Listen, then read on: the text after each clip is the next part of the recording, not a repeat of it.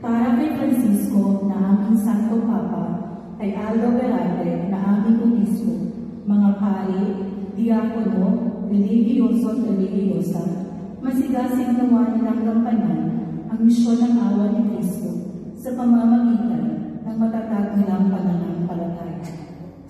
Manalangin tayo. Manalangin din mo kami. Para sa pagaling at pagkakas ng ating mahal na Santo Papa, Panginoon, kahabagan mo at alibin si Papa Francisco ng iyong mapagpalang mga kamay.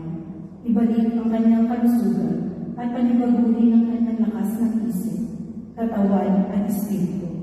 Lukuban siya ng iyong kapayapaan at nagkakaisang panalangin ng iyong bayan. Inaalay namin ang mahal na Papa Francisco sa iyong nakapagpapagaling na pag-ibig sa pamamagitan ng mga doktor, nurse, at mga medikal na profesional na nangangalaga sa kanya. Bigyan mo siya ng panibagong lakas upang pamunuan ang simbahan sa kanyang misyon ng reforma at pagpapanibago. Manalangin tayo sa Panginoon.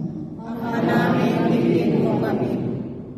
Para sa kapayapaan ng mga kaguluhan sa mundo, nawa ang diwa ng pagkakasundo ang siyang sumupir sa puot, paglalaban-laban at pagkakabaha-bahagi ng banal na lupain, Yemen, Syria at Iran.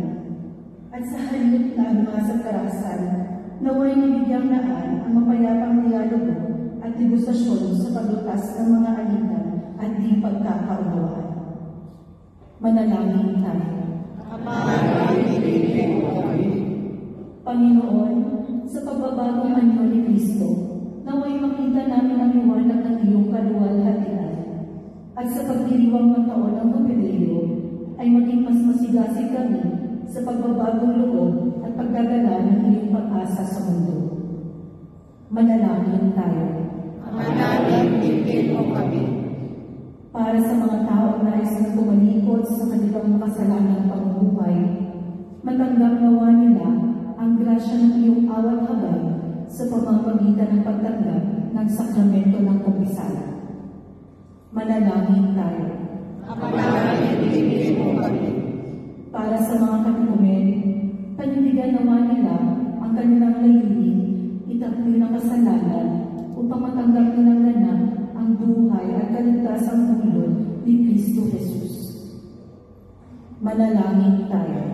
Manalangin mo kami. Para sa mga limao, sa pamamagitan ng kanilang pananampalataya sa iyo, Panginoon, makasapit nawa sila sa buhay na ipinangako sa kanila nung sila'y binyagan. Manalangin tayo.